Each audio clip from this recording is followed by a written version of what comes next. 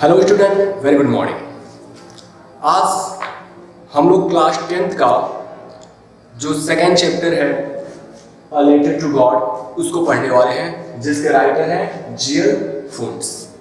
पहला चैप्टर हम लोग कवर कर चुके हैं अच्छे से, और जो लोग अभी तक पहला चैप्टर नहीं पढ़े हैं वो जाके इस चैनल पर वो पहला जो चैप्टर है वो अच्छे से पढ़ लें, और नहीं समझ में आया तो बार बार वीडियोस को देखें, समझ में आ जाएगा। या फिर जो समझने के बावजूद भी अगर कोई प्रॉब्लम हो रहा है तो आप नीचे कमेंट्स करके बता दीजिए कि आपको प्रॉब्लम कहाँ पर है। ठीक है, पहले चैप्टर के बाद जो दूसरा चैप्टर है लेटर टू गॉड, इसका मतलब है क्या, भगवान को एक पत्र, जिसके राइटर कौन है, जीएल फुंट्स है। ये भी बहुत ही इंपॉर्टेंट चैप्टर है आपके एग्जामिनेशन के लिए, क्योंकि प्रोज में आपको 4 ही चैप्टर पढ़ना है, पहला, दूसरा, तीसरा और चौथा।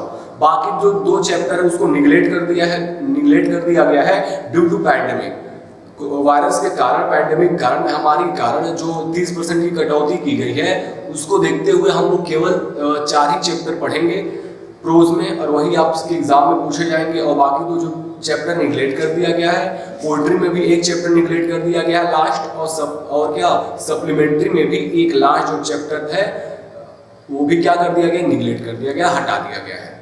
तो प्रोज का जो चैप्टर है, हर एक जो सेक्टर है प्रोज, पोएट्री, सप्लीमेंट्री का बहुत ही इजी कर दिया गया है, और जिसको पढ़ने में हमें क्या है और आसानी हो गई है। तो हर चैप्टर उतना ही इंपॉर्टेंट है जितना कि पहला। तो जितना पहला इंपॉर्टेंट चैप्टर है उतना ही ये भी जो चैप्टर सेकेंड चैप्टर है रिलेटेड टू गॉड उतना ही इंपॉर्टेंट है। तो इसको हम क्या करते हैं, पढ़ना शुरू कर देते हैं। तो किताब निकाल लीजिए, अपने सामने रख लीजिए, और क्या, और जो मैं पढ़ा रहा हूँ उसको किताब से मिलाइए और समझने की कोशिश कीजिए। ठीक है, चलिए। अ लेटर टू गॉड, भगवान को एक पत्र, जिसके राइटर है जीएल फुंट्स। तो इस पूरे चैप्टर को मैं एक थीम बता दूं, समरी बता दूं। इस पूरे चैप्टर में पढ़ना क्या है, लैंचो नाम का एक किसान है, जो क्या, एक फार्मर है, किसान है जो खेती करता है, और अचानक बारिश होती है, और बारिश के साथ साथ ओले पड़ने लगते हैं, और ओले पड़ने के कारण उसकी पूरी जो क्रॉप्स है, पूरी जो फसल है डिस्ट्रॉय हो जाती है, समाप्त हो जाती है, नष्ट हो जाती है। तो ये फिर वह समझता है कि इस साल क्या होना पड़ेगा, इसको भूखे रहना पड़ेगा। लेकिन उसने भगवान पर विश्वास है, वो आस्तिक इंसान है, वो भगवान पर विश्वास करता है, और भगवान को एक पत्र लिखता है क्या करने के लिए, अपनी प्रॉब्लम बताता है कि भगवान मुझे ये प्रॉब्लम है। चैप्टर में पता चलेगा वो प्रॉब्लम क्या था उसको, जिसके कारण वो पत्र लिखा, और पत्र में लिखा क्या। तो वो भगवान से क्या करता है, अपनी प्रॉब्लम शेयर करता है, और पत्र लिख करके, और पत्र लिखने के बाद ये वो पोस्ट ऑफिस में जाता है, वो पत्र को मेल बॉक्स में डालता है, और मेल बॉक्स में डालने के बाद पत्र मिलता है पोस्टमास्टर को।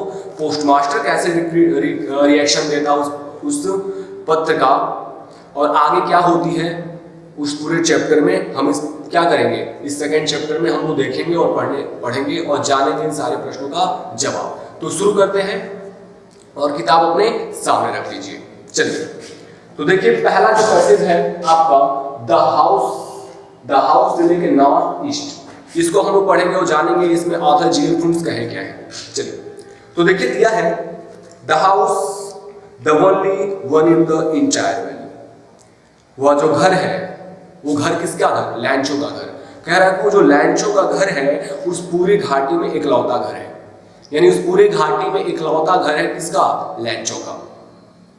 Set on the crest of low hill, जो निचली पहाड़ियों की चोटी पर स्थित है, यानी उस वैली में, उस घाटी में एकमात्र घर है लैंचो का जो निचली पहाड़ी की चोटी पर क्या है, स्थित है। एंड फ्रॉम दिस हाइट, और इसकी ऊंचाई से, यानी उस घर की ऊंचाई से, one could see the river, आप नदियों को देख सकते हैं। And the field of ripe corn, और अनाज के पके हुए फसलों को देख सकते हैं। डॉटेड विद द फ्लावर्स, जिसके ऊपर फूल लगे हुए हैं। That always promised a good harvest, जो एक अच्छा फसल होने का दावा करती है।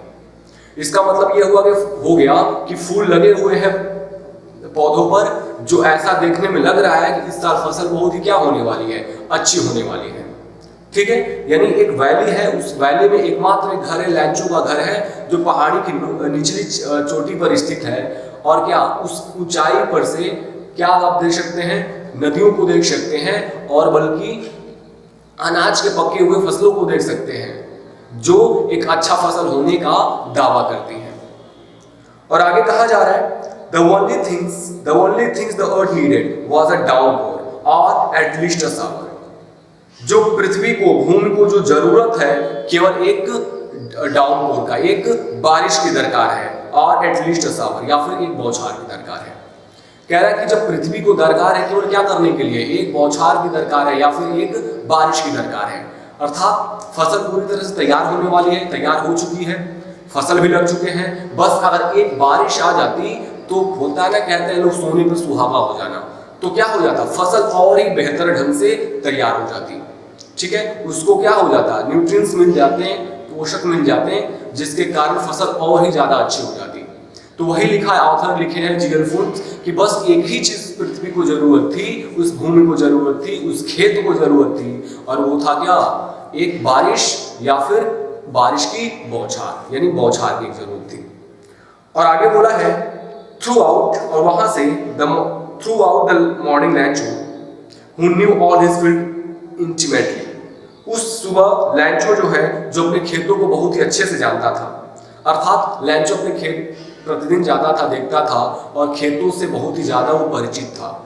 इसीलिए कहा है कि लैंचो जो उस सुबह जो अपने खेतों को बहुत ही अच्छे से जानता था, had done nothing, कुछ नहीं किया, else but seeing the sky toward the north east, बल्कि उत्तरी पूर्व के आसमान को देखने के अलावा, यानी उत्तरी पूर्व के आसमान को देखने के अलावा वो जो लैंचो है कुछ नहीं किया। यानी खेत में गया और उत्तरी पूर्व के क्या कर रहा है, आसमान को देख रहा है कि हो क्या रहा है, बादल आ रहे हैं कि नहीं आ रहे हैं। चूंकि बरसात की जरूरत है, एक पानी की जरूरत है खेतों को, तो वो आसमान की तरफ देख रहा है और प्रेडिक्शन कर रहा है, और प्रेडिक्शन लगा रहा है, एक्सपेक्ट कर रहा है कि बारिश होने वाली है कि नहीं होने वाली है। ठीक है, तो ये क्या था, पहला पैसेज था। ठीक है, अब अगला जो पैसेज है, सेकंड जो passage, now we are ready से लेकर 1 और 5, ये है। तो इसको हम लोग पढ़ते हैं और देखते हैं। तो देखिए दिया है इसमें, now we are really going to get some water woman, कि उस अपनी पत्नी से कह रहा है कि हे प्रिय कि अब क्या होने वाली, we are going some water, अब पानी की दरकार है, पानी आने वाला है, बरसात होने वाली है।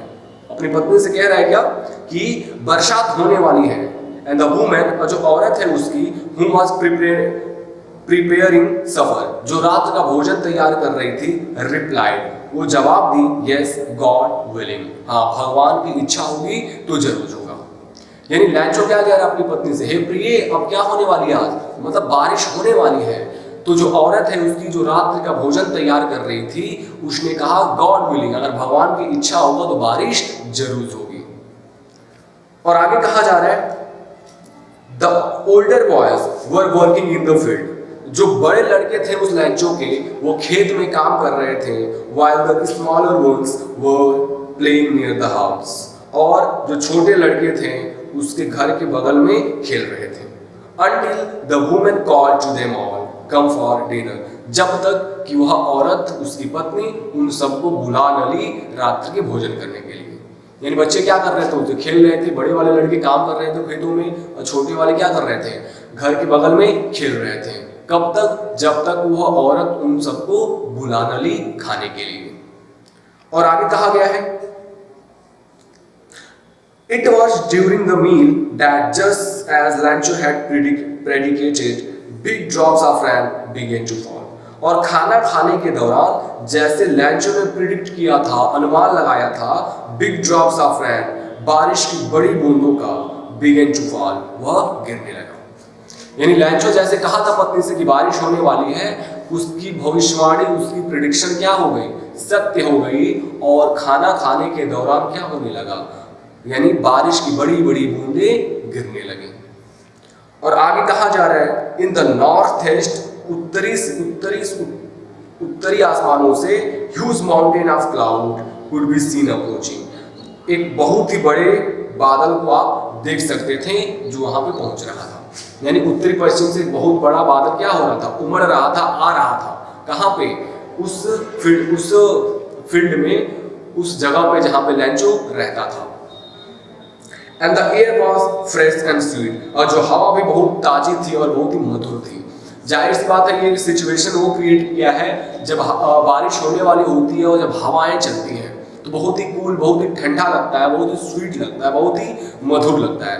यानी उस हवाओं का जिक्र है जिसमें बहुत ही क्या है, मधुरता और स्वीटनेस भरी रहती है। और आगे कहा गया है, the man went out for no other reason than to have the pleasure of the feeling of the rain on his body। वह जो आदमी है यानी जो लैंचो है वो बिना किसी कारण से बाहर गया उस बारिश की बूंदों का आनंद लेने के लिए जो अपने जो शरीर पर पड़ रहा था। यानी बारिश की बूंदें जो उसके शरीर पर पड़ रही थी उसका आनंद लेने के लिए, ताकि उसके शरीर में बारिश की बूंदें पड़े और क्या करे, वो खुश हो जाए। उस आनंद को लेने के लिए वो क्या किया गया, बिना किसी कारण से वो बाहर गया। And when he returned, he exclaimed, जब वह लौटा तो उसने क्या किया, बोला क्या, These are not raindrops, यह बारिश की बूंदें नहीं है, falling from the sky, जो आसमान से पड़ रहा है। कह रहा है कि जो बारिश की बूंदें नहीं है जो आसमान से पड़ रहा है जमीन पर, बल्कि they are new coins, बल्कि ये नए सिक्के हैं। ये बल्कि क्या है, ये नए सिक्के हैं। जैसे धान की रुपाई होती है और रोपने के बाद से एक दिन बाद जब बारिश आती है ना, तो हम लोग ये नहीं कहते हैं कि बारिश की बूंदें गिर रही हैं, बल्कि हम लोग ये कहते हैं कि सोना बरस रहा है।